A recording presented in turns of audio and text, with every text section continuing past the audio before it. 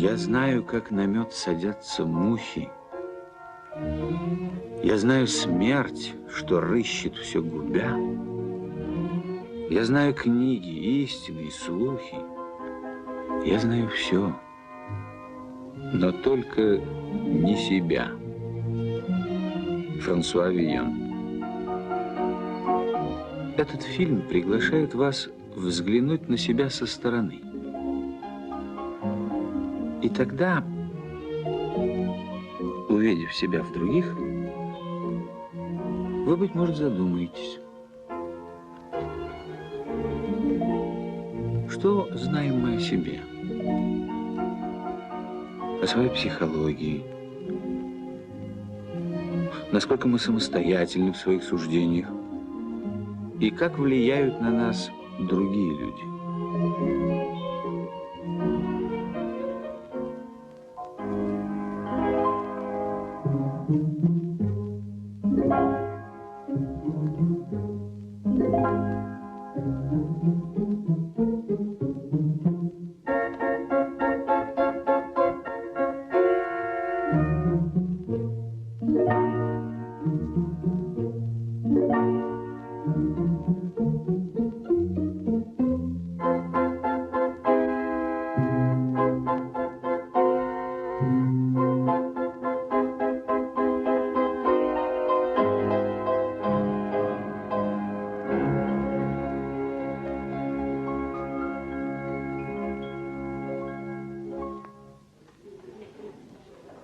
Очень часто, когда начинается судебная, прокурорская или адвокатская деятельность молодого юриста, происходит очень много серьезных ошибок, а иногда и казусов, связанных с тем, что свидетельским показаниям придается слишком большое и, даже я скажу иначе, некритическое отношение к ним проявляется. А свидетельские показания – это показания живых людей. Показания, которые даются, хотя и в равных условиях, как это иногда бывает, когда люди видят одно и то же, однако, давая показания, дают совершенно разное объяснение происходящему и совершенно по-разному толкуют виденные ими факты. Происходит это потому, что, в общем-то, складывается так, что людям вообще, скажем, в утешение этому обстоятельству, людям вообще свойственно ошибаться.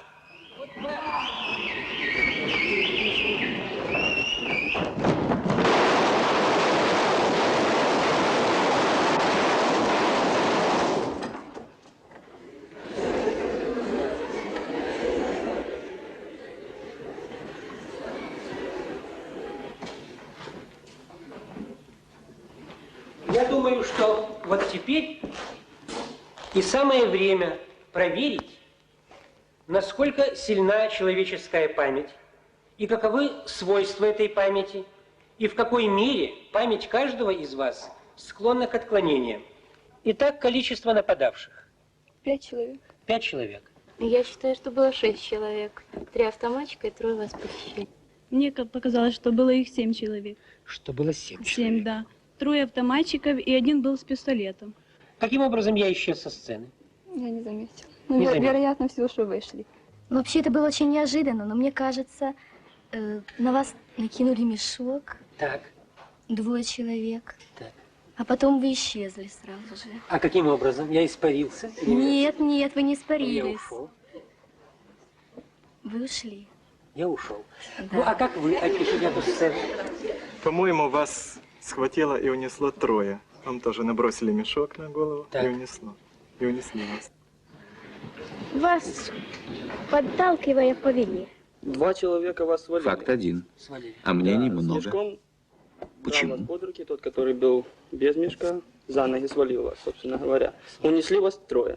Было их 5 или 4, я не помню точно, но я знаю, что 2 были с автоматами, они стали здесь стреляли. Один из них был в черной шляпе и в красном платке. Значит, не будем торопиться. 2 было с автоматами, Да, вы говорите? и они стали стрелять. Они стояли и стреляли. Что остальные делали? Сколько их было остальных не с автоматами? Остальные подбежали к вам.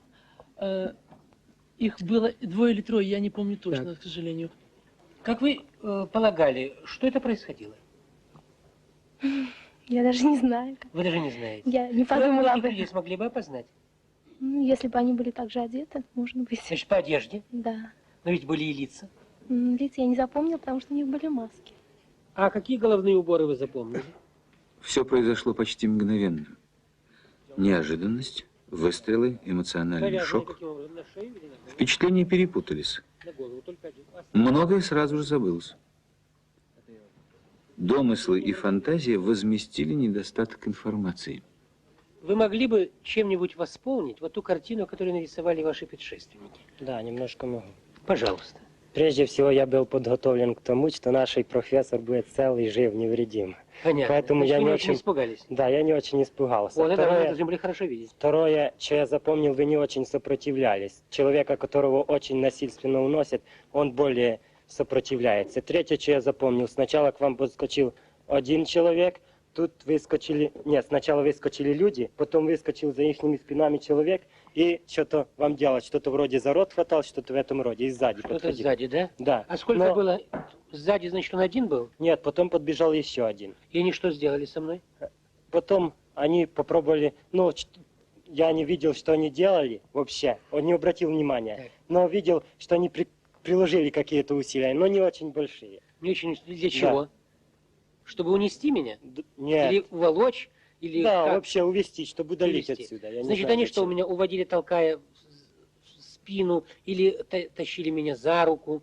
Как я исчез со сцены? Как вы исчезли? Еще один, по-моему, еще один автоматчик, который стрелял вот ближе Ага. всего сюда, он тоже помог им. Помог им, да? Да. Он толкал меня, возможно? Да, кажется, толкал он. Они вас, кажется, не подымали. По-моему, Мне это кажется, я не вас подымали. толкаю на ответы Нет, не толкал он вас. неправильные. Вам не кажется? Нет. Нет. Вы убеждены в том, что вы говорите? Да, но я не очень заметил, не очень обратил внимание, как Ага. уносили профессора. Понятно. Проверьте и вы свои впечатления. Вот как это было.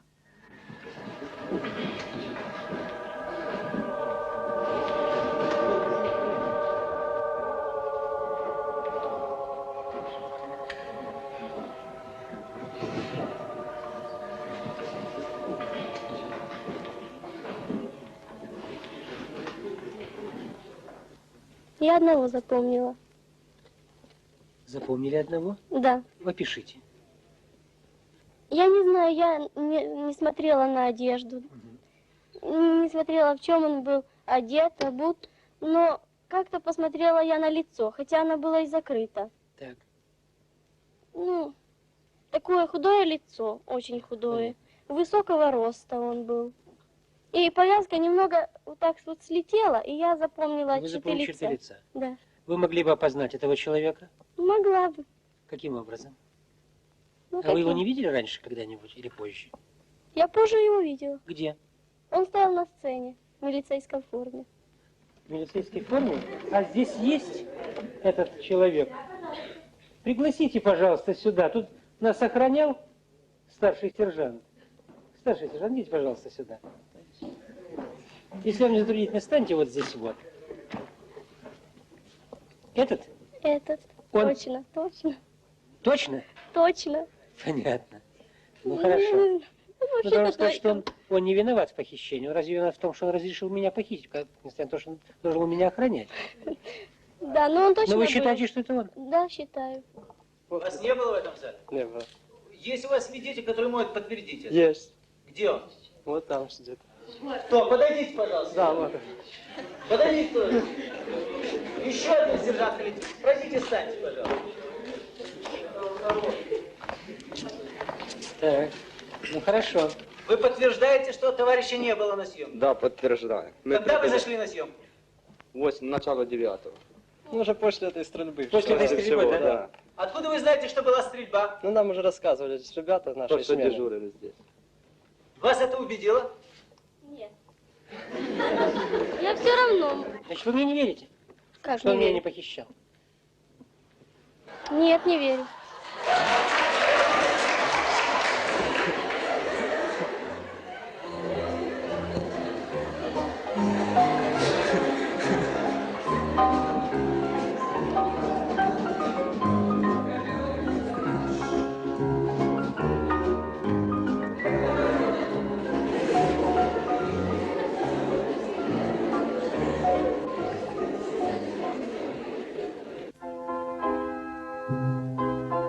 Наше восприятие, наш личный опыт нередко подводит нас. Мы понимаем это. И потому почти всегда, сами того не замечая, сверяем свое восприятие, свое мнение и даже поведение с восприятием, мнением и поведением других, окружающих нас людей. Сверяем. Правда, неосознанно. Другие люди для нас источник информации. Прошу, пожалуйста, желающих встать и подойти сюда. Быстренько, ребята. Пожалуйста, пожалей. Нам нужно человек 20 для первого эксперимента. Быстренько, быстренько. Вас проведут в помещение для испытуемых. В ту дверь, пожалуйста.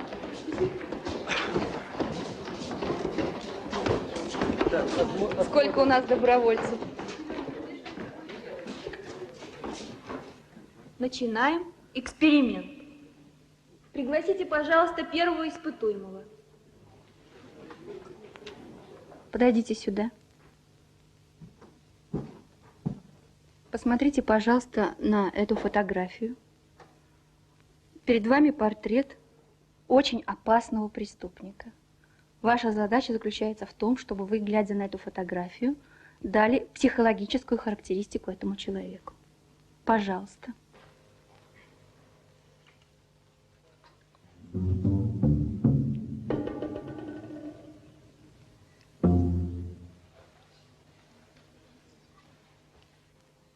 Ну, характеристику с какой точки зрения вообще? С человеческой точки зрения. Что это за человек?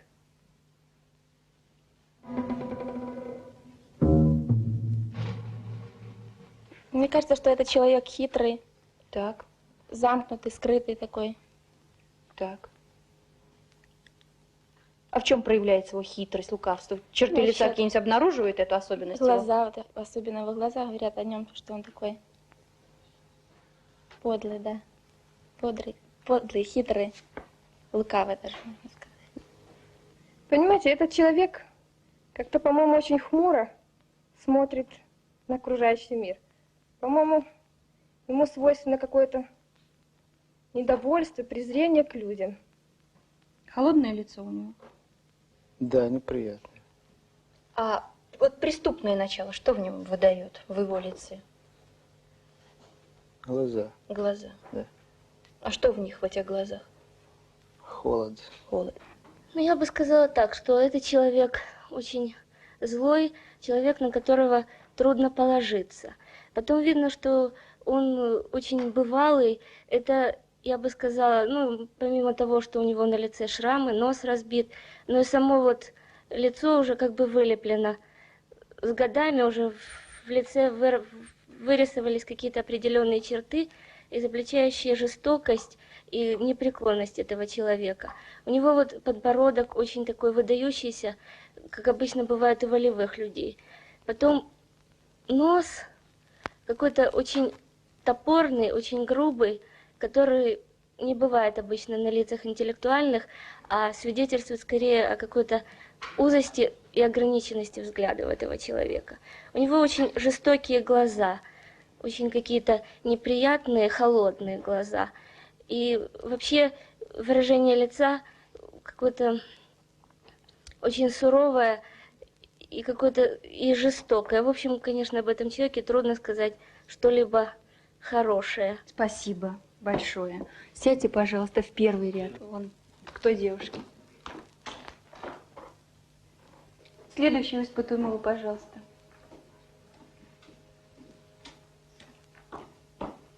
Прошу вас. Здесь станьте. Взгляните, пожалуйста, на эту фотографию.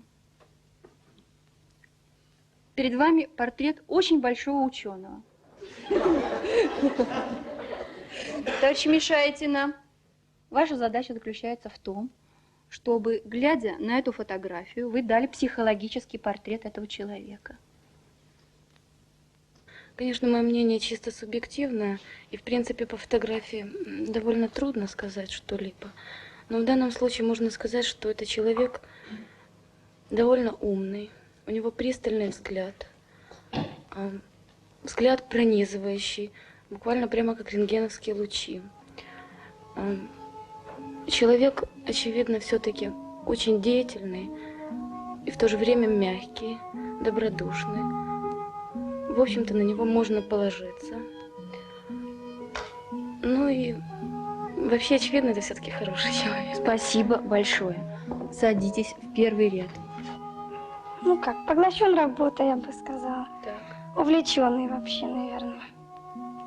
Вообще серьезно, но, наверное, немножко с юмором. Серьезно, Иногда. с юмором. Да, Хорошее ну, у него лицо? Лицо, ну, приятное. Приятное лицо. Да. Добрый он человек?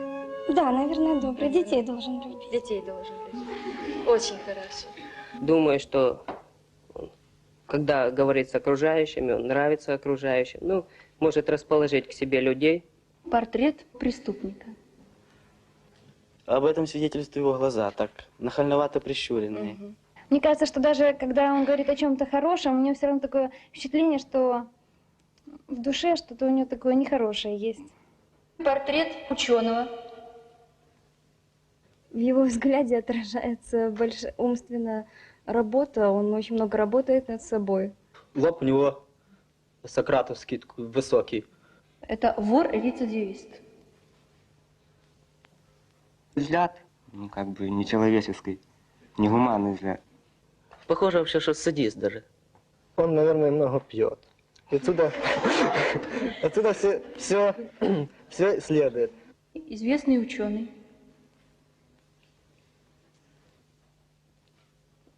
Глаза у него сощурены по-доброму. Добрый прищур, да? Да.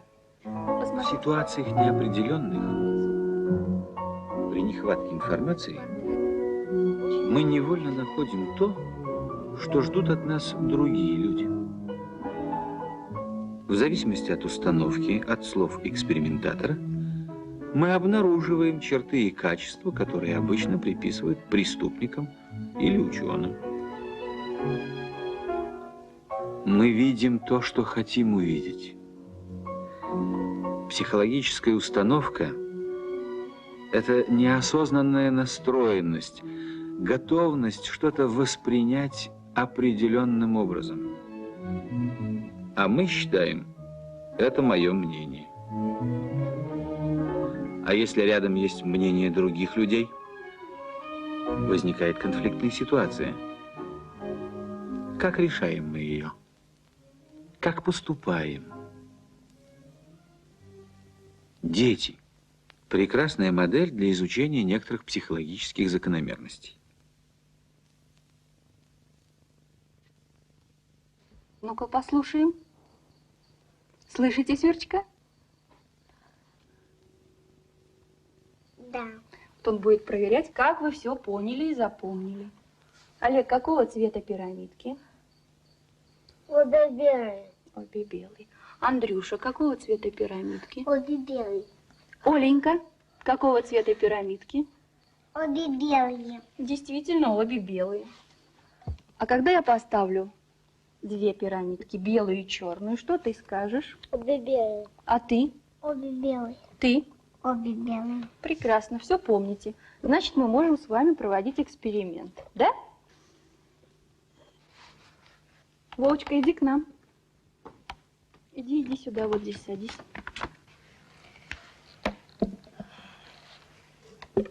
Олежка, какого цвета пирамидки? Обе белого. Андрюшенька? Обе белого. Оленька? Обе белого. Вовочка, посмотри. Какого цвета пирамидки? Она черная, она белая. Молодец. Черная и белая. Умница, детонька. Черная и серая. Ну, тут и черная. Черная и белая. Молодец, Рома. Многие наши поступки объективно объясняются внушением, хотя мы этого и не замечаем. Оленька, какого цвета пирамидки? Обе белые. Скажи, детка, какого цвета пирамидки? Обе белые. Молодцы, ребятки.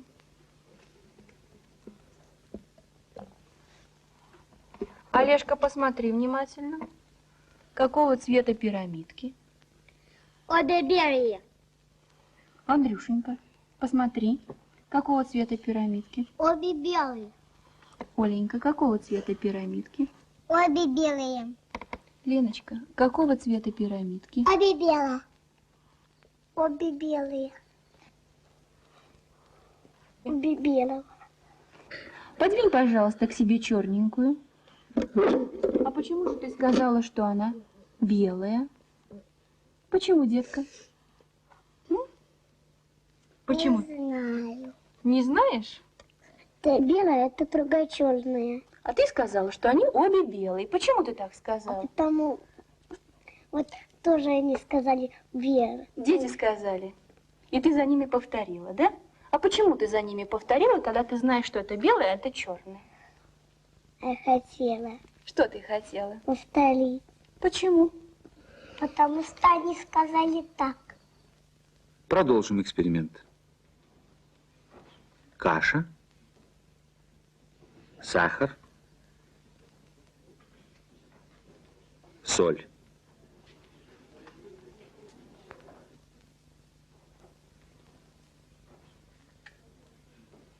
Предложим эту кашу детям. Таисия Ивановна, пожалуйста. Ну-ка, что нам сейчас тут дадут? Какое блюдо каши замечательное. Сейчас вы должны отведать кашки и сказать, хорошо ли она приготовлена. Сладкая или каша? Да. Первый дадим Танечке. Танечка попробует и скажет, какая у нее каша. Сладкая. Ну-ка, а Валик попробует каши. Какая каша? Каша-во. Каша-во.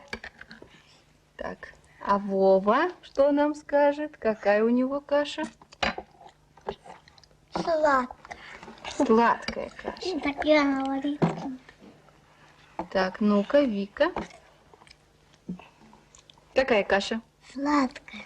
Сладкая. Итак, всем сладкую, Попробуем. последнему соленую. Сначала попробуй как следует. Какая каша у тебя? Соленая. Соленая? Такое поведение называют независимым. Стремление к самостоятельности, ориентировка на собственные впечатления. Нам кажется это естественным. Но вот когда мнение окружающих оказывается намного важнее личных ощущений, когда добровольно отказываются от собственного мнения, такое поведение называют внушенным, иногда конформным. Внимание, каша соленая. Алена попробует кашу и скажет нам, какая каша. Попробуй как следует кашу. Как следует.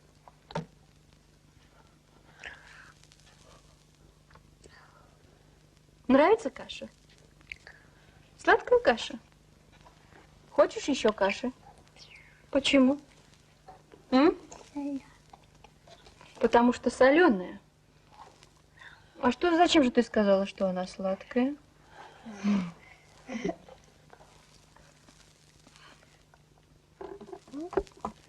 Сладкая. Сладкая каша. Валик сейчас попробует и скажет нам, что за каша у него. Сладкая. Сладкая каша. Сережа. Ну-ка, Сережа. Сладкая. Ну, теперь Милочка осталась.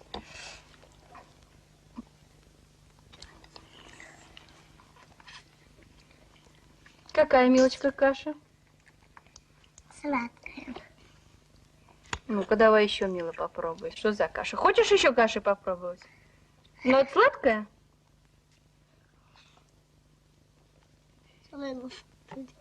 Милочка, какая каша? Сладкая. Очень сладкая? Хочешь Да. еще каши? Для всех нас очень важно мнение других.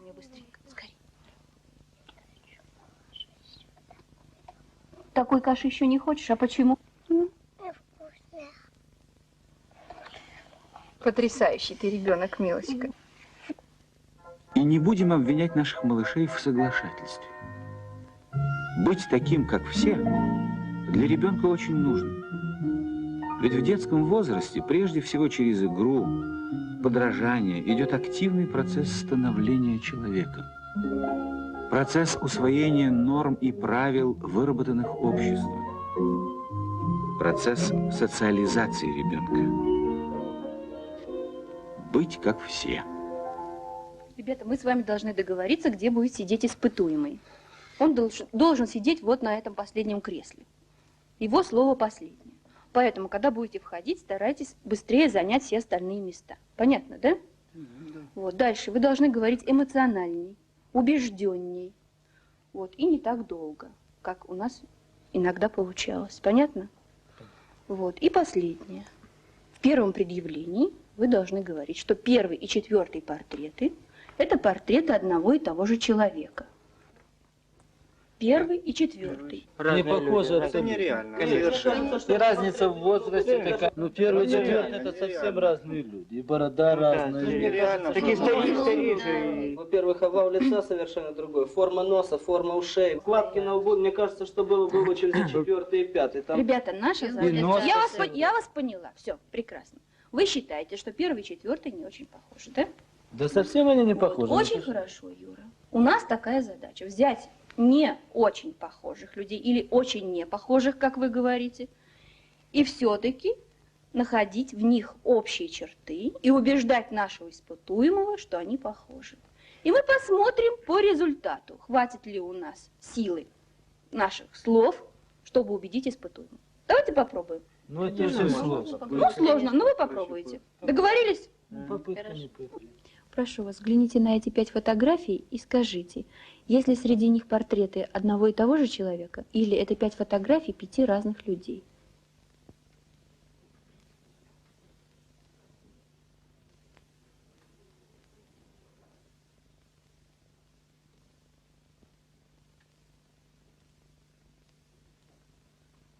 Все портреты разные. Вы убеждены, что здесь 5 разных людей? Да. Вы уверены в этом? Да. Посмотрите, пожалуйста, на эти 5 фотографий, внимательно посмотрите, и скажите, есть ли среди этих портретов портрет одного и того же человека, или это 5 фотографий разных людей? Внимательно посмотрите. Начнем с вас, пожалуйста. Мне кажется, что на первой и четвертой фотографии это один и тот же человек. И мне кажется, что многое говорит о том, что это один и тот же человек. И вот что характерно, вот эта родинка на четвертой фотографии, на правой щеке. И она же видна и на первой фотографии. Только здесь как раз она на границе света и тени, она немножко смазана. Но все-таки, если присмотреться, она видна. Очень характерна у них носогубная складка, совершенно одинаковая. Ну и вообще вот так вот, тип лица очень, один и тот же буквально. Одинаковый разрез глаз, и особенно характерно являются морщины и мешки под глазами, одинаковые брови. Похожие уши у этих людей. Хотя на первом снимке там шапка надвинута, мне кажется, для того, чтобы скрыть... Большинство высказывает единое мнение. И это мнение давит. Видно вот щербинка в зубах. Ну, это не просто одна атака, это что зуба нет и все. А видно, что человек что-то держал широко. Видишь, прорезь такая. Это от характерного держания трубки. Трубку вот так вот смыкают во рту.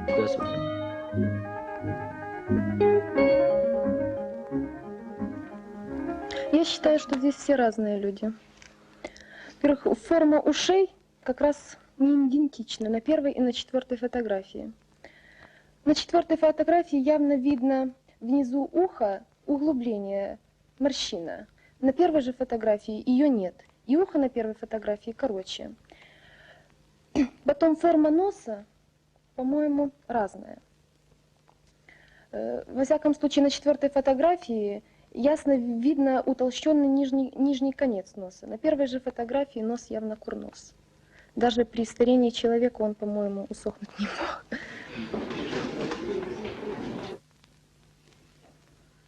Просто там нос очень попал в солнечный свет. В всяком случае, я не вижу, что нижняя часть носа нависала на первой Как фотографии. же, там это... Психологическое давление группы усиливается. На первой фотографии от уха вниз идет такая как бы складка. Согласны? Да. Так на 4-й фотографии, вот она видно прекрасно, это большая челюсть с левой стороны. Видите, какая челюсть выдается нам? И челюсть одна и та же. И теперь вот посмотрите на 4-й фотографии, вот эта щербинка в зубах. Посмотрите, она внизу такую широкую полосочку имеет, характерную для длительного удержания трубки. На первой фотографии трубка держит этот старик явно с левой стороны. А не Так по это центру. сдвинуто вот это, а по центру уж она всегда держится. Чубук-то всегда в центре. И то, что уши короче, это потому что... Нижняя часть уха явно короче. Так короче, здесь просто ближе снято, здесь лицо больше, и поэтому кажется Я ухо же говорю, что специально, что так снимали в ширину вот этот снимок. И здесь впечатление создается, что оно такое маленькое, но высокое, длинное. А здесь наоборот создается такое, что оно широкое. Об этом даже есть книги, вот об этих эффектах. Могут быть совершенно разные. Вот даже человек, если полосочку одевает, костюм, например, он кажется выше. И потом количество морщин я посчитал за это время. Так оно точно совпадает с количеством морщин на первой фотографии. И опять же показывают вот эту нижнюю часть, особенно на 4-м снимке, о том, что нет здесь второго двойного подбородка. Но вам не кажется, что бородавка на первой фотографии несколько ниже, чем на 4-й? Как? Это, по-моему, это мешки уже отяжеления кожи. Где? Вот здесь вот что? Да. Так, нет, как раз мне очень четко видно, что они... Да не, они немножко ниже, правильно. Так мешки когда появились. Убедили вас, ребята? Это портрет одного и того же человека на первой и 4-й фотографии.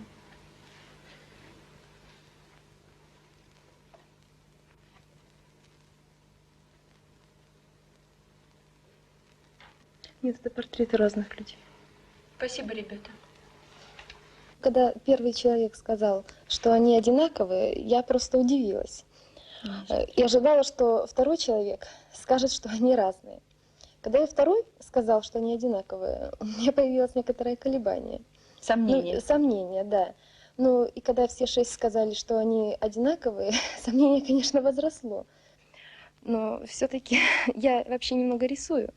Я посмотрела внимательно, и мне показалось, что они разные. Вам трудно было сказать, что 1-й и 4-й разные? Трудно. Трудно. Борьба была внутри? Да. Посмотрите на эти фотографии и скажите, есть ли среди них портрет одного и того же человека? Или это 5 фотографий 5 разных людей?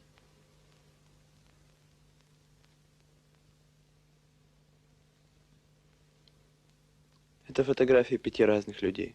Вы уверены в этом? Да. Если среди этих портретов 5 портрет одного и того же человека, пожалуйста, вы. Если посмотреть внимательно на эти снимки, так мне кажется, что 2-й и 4-й портрет имеют наиболее общие черты, характерные для каждого лица. Бабушка и дедушка?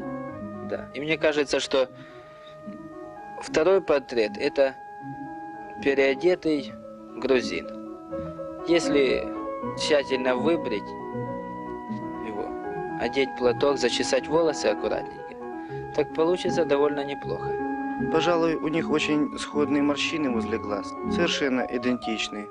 Здесь, конечно, заметна разница во времени съемки, но узкая переносица, такой мясистый нос, складки около губ. И, значит, расходящиеся от глаз морщины, они не только их форма и направление, но даже количество, вот я сидел так подсчитал, одинаковые. Это видно из того, что здесь одинаковый у них подбородок, волевой такой. И еще очень похож лоб. И здесь посмотреть на 2-й фотографии левый глаз. Так, у него вот это вот здесь вот такая, как бы... Складка. Не складка, а как бы... Родинка. Ну, как бы родинка, да. И вот здесь на 4-й фотографии то же самое, в углу на левом глазу.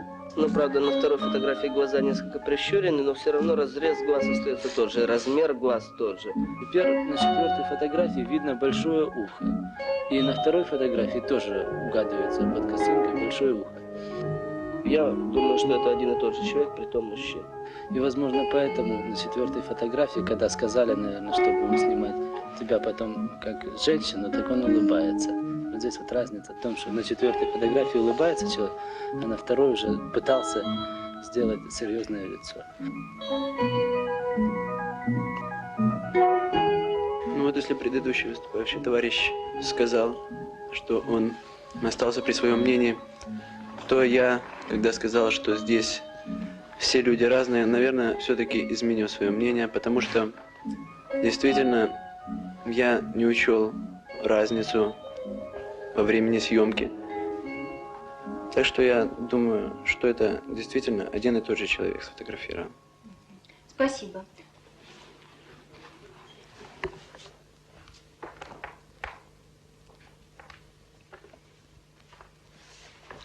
Посмотрите на пирамидки. Какого цвета пирамидки? Пожалуйста. Обе белые. Вы, пожалуйста. Обе белые. Вы, пожалуйста. Обе белые. Вы. Обе белые. Вы. Обе белые. Вы. Черное и белое. Да неужели? Вы убеждены в этом? Да. А посмотрите, пожалуйста, на портреты. 2-й и 4-й портрет, бабушка и дедушка. Вы считаете, что это портрет одного и того же человека? Да. Это ваше мнение? Да, это мое мнение. А посмотрите, пожалуйста, на 1-й и 4-й. Вас не смущает, что на 1-м портрете курносый человек с круглым лицом, а на 2-м другой тип лица и другого строения нос? Вы тоже считаете, что это портрет одного и того же человека?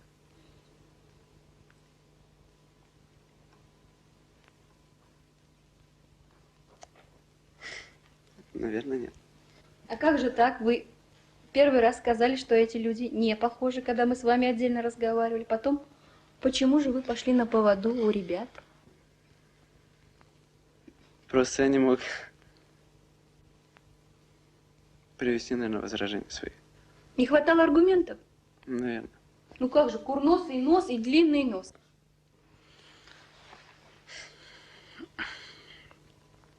Значит, вас легко уговорить? Наверное. А почему же вы не говорите, что обе белые пирамидки? Левая и правая обе белые. Почему вы не говорите? Это очевидно.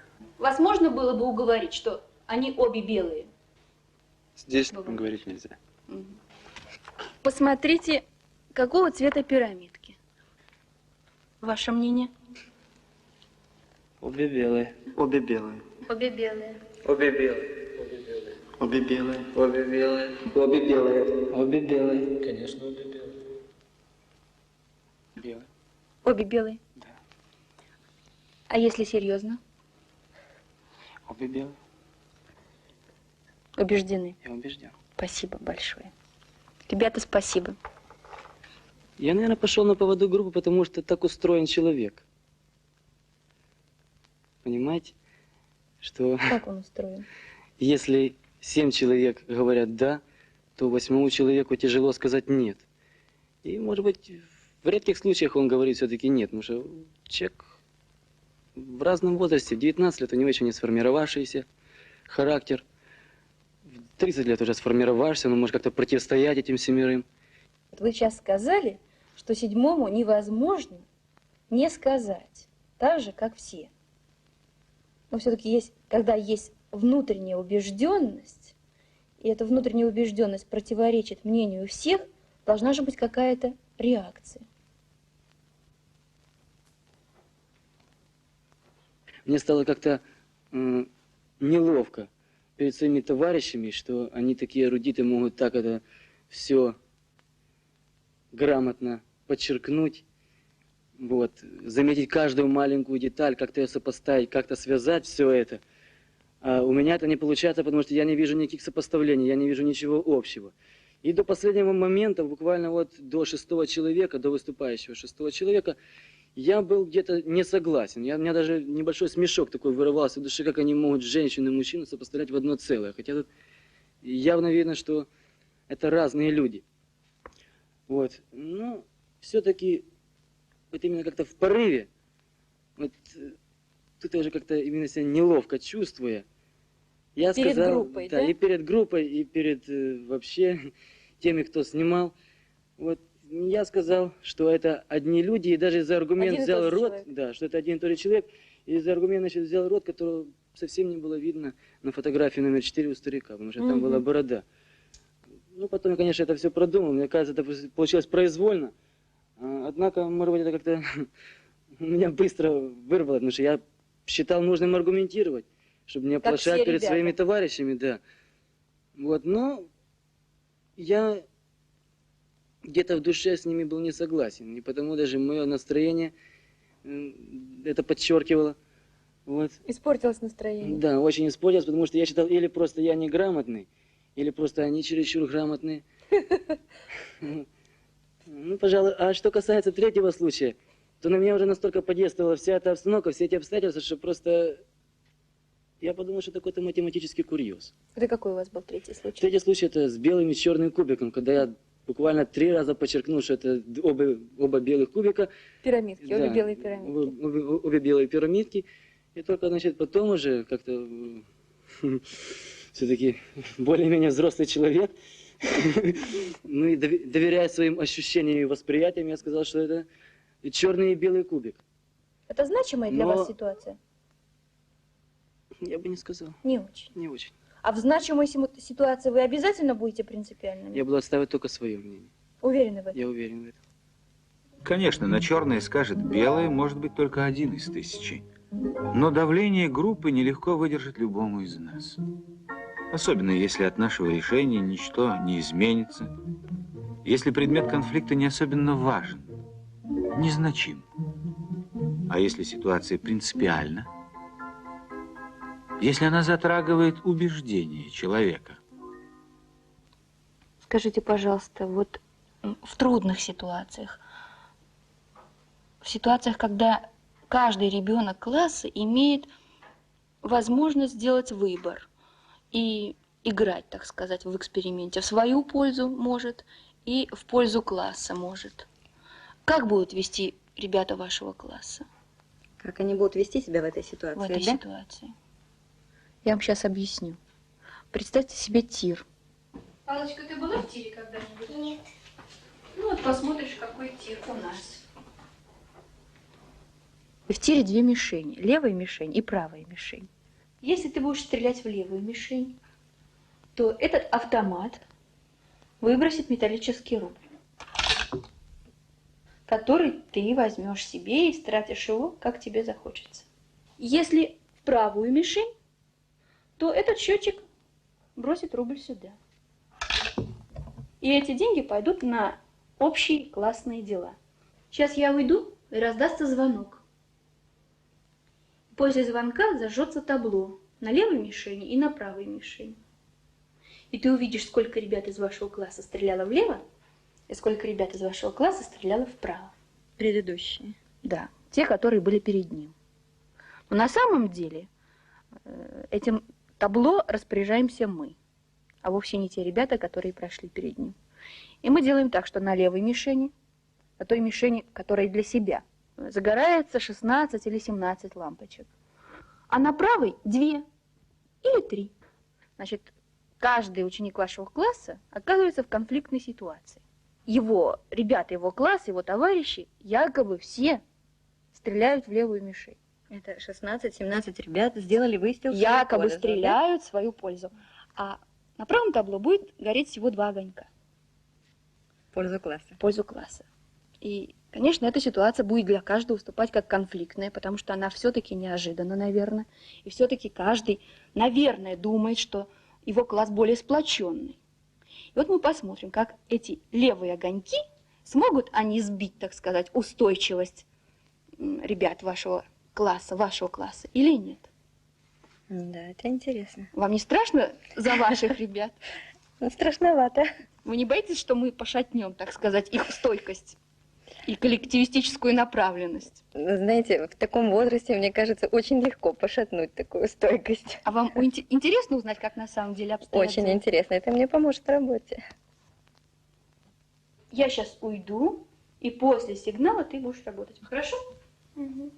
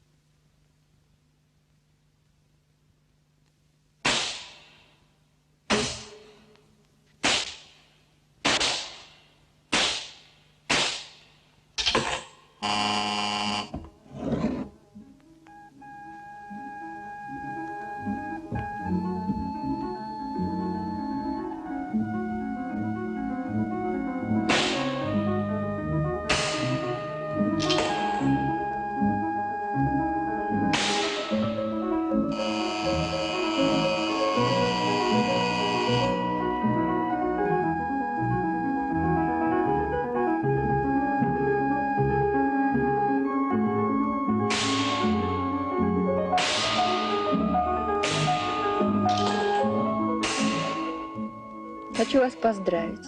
Несмотря на наши экспериментальные каверзы, ваш класс выдержал испытания, и большинство ребят оказались коллективистами.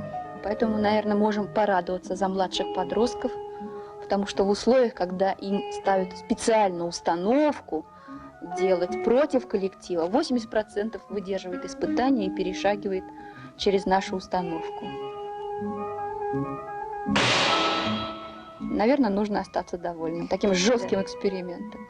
80%. Большая часть ребят поставила интересы класса выше личных. Весь строй нашей жизни воспитывает в человеке моральную стойкость, стойкость взглядов, идеалов, воспитывает коллективиста.